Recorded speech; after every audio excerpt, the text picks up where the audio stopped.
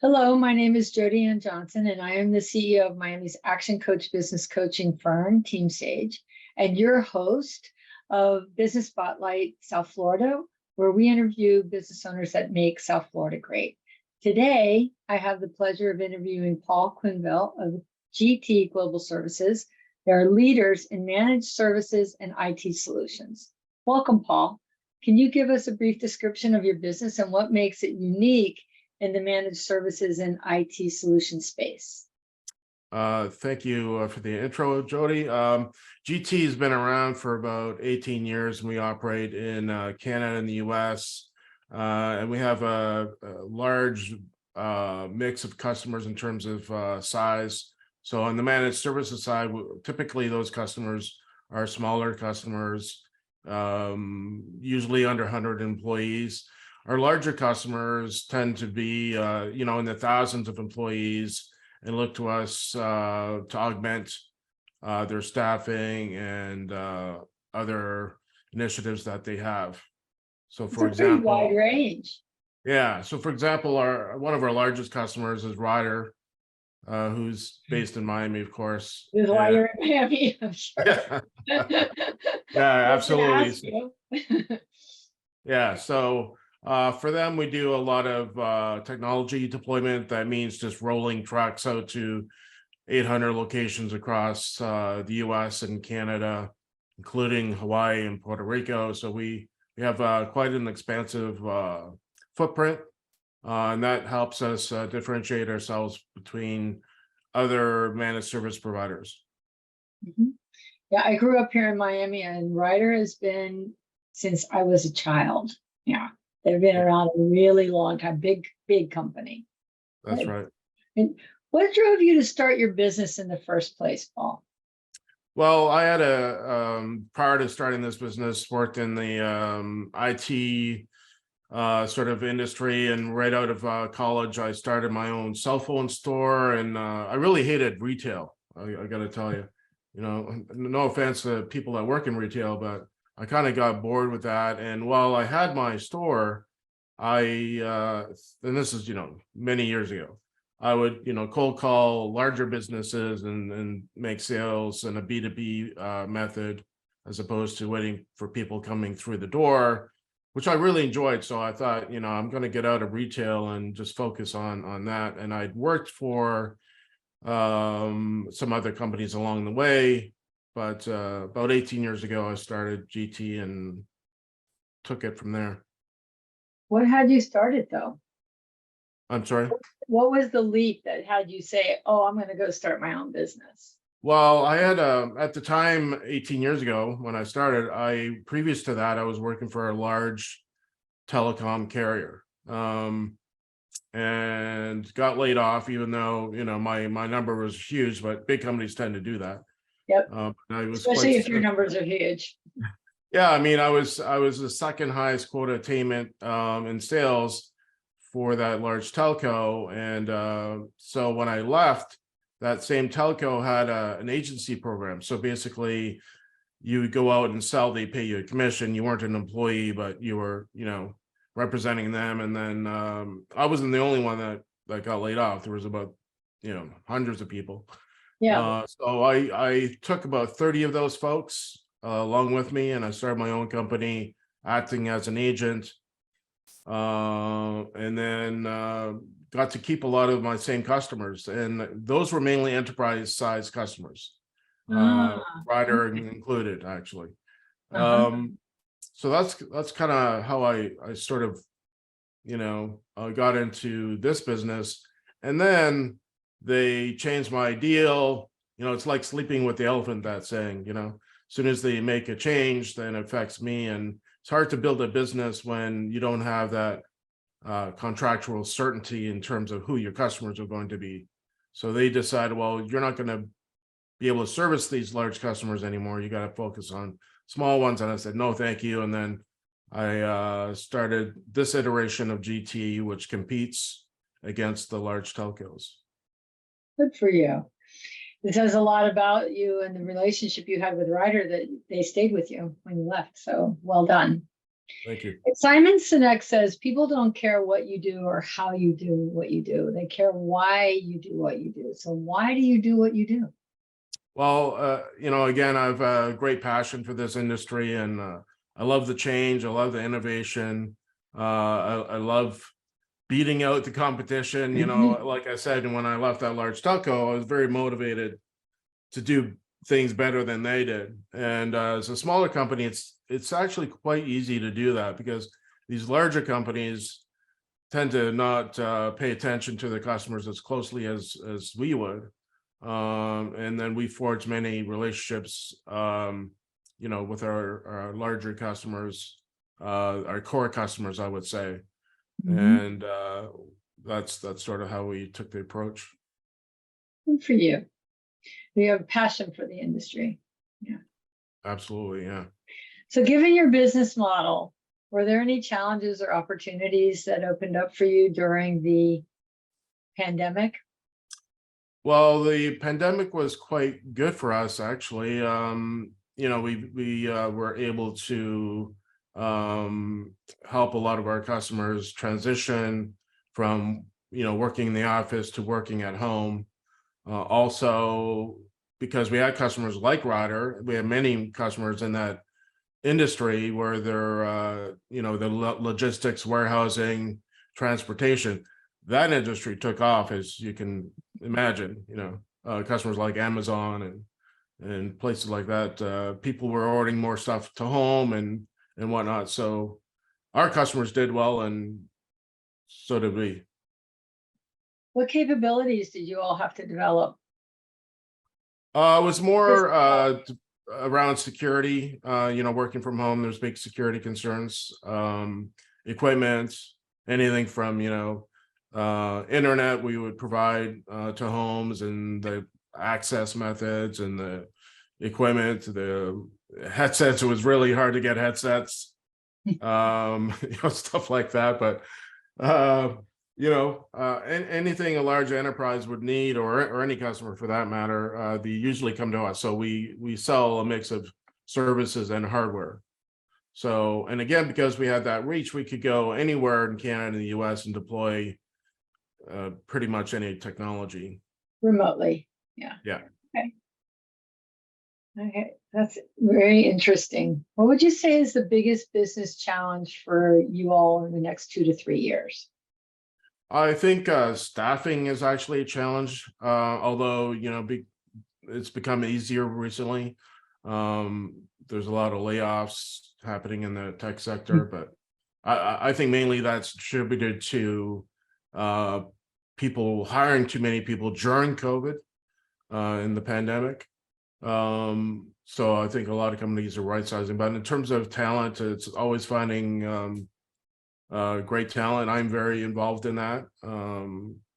But aside from that, the technology adaptation, training is a big one. We're getting our folks trained, because again, our customers rely on us because they expect us to know more than they do. So that's always a challenge. Number of my clients are evaluating different softwares to help them in the management of their businesses. Do you all do any of that kind of work as well? Yeah, absolutely. We act as an advisor in many cases. When our customer come to us with a challenge, we look at the business problem and then throw technology, the right technology at it. Not so we have a lab internally that we work from, and we have great folks that work in that lab. And in the lab, we test out various technologies internally before we go out and recommend it to a customer. Well, that's actually something probably pretty special. Is that common in your industry, or is that something unique? It's actually not. My competition, especially the larger ones, don't really do that. They wait for the customer to tell them what they want, especially in the larger enterprise customers. They will come to you and say, well, I want this or that. But our job is to make sure they're buying the right technology, and that's why we invest the time and money into a lab, so we can understand what we're selling and actually use it and have implemented it. That's a fantastic innovation, right? Yeah. Something that sets you apart. You put that in the video on your LinkedIn and on your website. Yeah. No, I'm not kidding, because, like, for instance, even in my small business, right? If my partner says, "Oh, I want to put in this new piece of software," I start crying. I'm Mhm. like, please, because it's so disruptive. And then the learning curve, and how long it takes to implement, and even just the muscle memory, Paul. I mean, just how I used to do something, right? Yeah. So I think that your capability of really testing out whether or not this is going to meet the need of that customer is a pretty big deal. Actually, it's a big advantage, big benefit.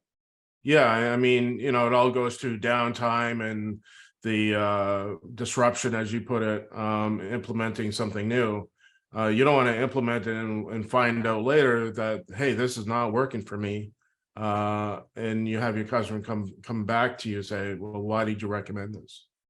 And you Right. didn't tell me, what the impact was going to be on my business. For the operational impact, right? Yeah. So our core customers have been around for over a decade. So that's an testament to, making sure we do the right things and recommend the right things. Right. So how many people work for you? We're not a super huge company, only because we have a lot of contract employees, but badged employees, we have about 35. But contract employees that we use are in the thousands. Okay, We have a great. good mix.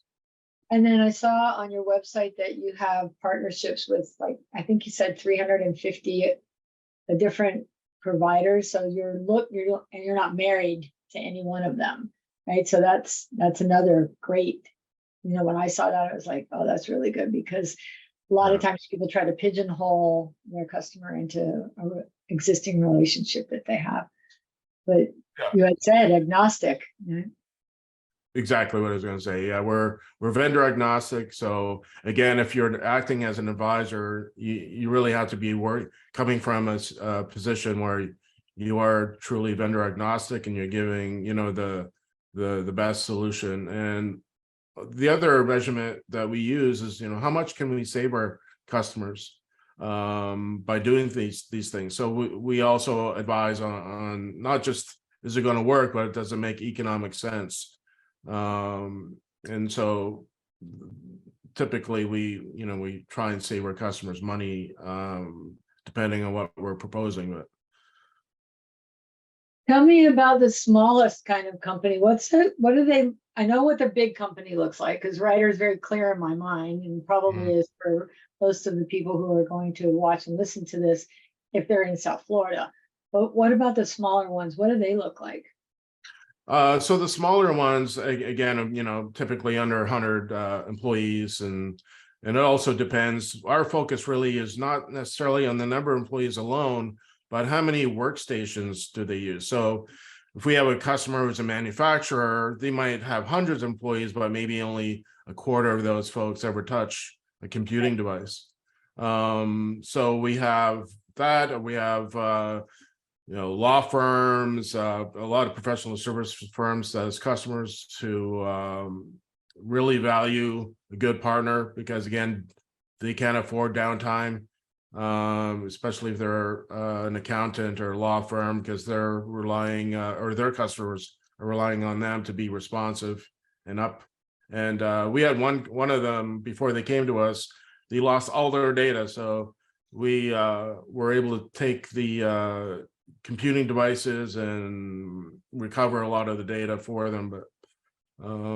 But yeah, a lot of the smaller customers, it's 100% outsourced. So anything IT related, they come to us for those solutions.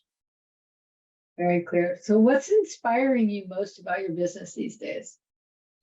Well, I mean, our growth is quite good. I mean, we just signed McDonald's, which is a great one. Little thing, little thing, Paul. Yeah, but I gotta stay away from there. I can't eat there. I'm trying really hard. But I'm glad they're a customer, and so we're helping with their Wi-Fi. The Wi-Fi is a big thing in McDonald's. Like if their Wi-Fi goes down, all hell breaks loose.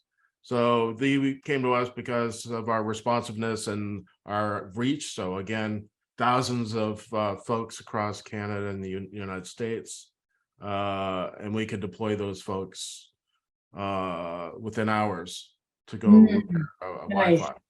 Yeah. Do you find the business climate to be very different in Canada than in the US? It's very similar. Canada, tend to make decisions a lot slower than in the US. You know, so I kind of like the US customers because they're very quick to if they see something wrong to fix it. Yeah. Yeah. But And no, so it's as very we- similar markets. okay. So as we wrap up the interview, are there any kind of parting thoughts you want to share? I'm just glad to be part of your interview and get you know, to know you and your audience in terms of being an entrepreneur. And I think it's very important for entrepreneurs to share their stories. Yeah.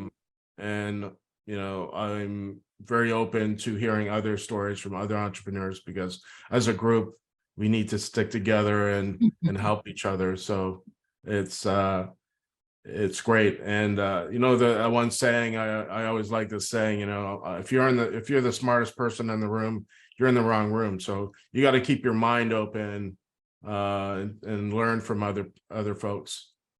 That's beautifully said. Yeah, very great. You know, I sometimes laugh because people say, "Oh, you own your own business? That means you go to the beach whenever you want." I'm like, yeah, not so much. Yeah. And so it takes a very special and courageous person to be a business owner. So I acknowledge you for that. Thank you so much for your time today, Paul, and the difference that you're making, you know, both for your customers and for our community.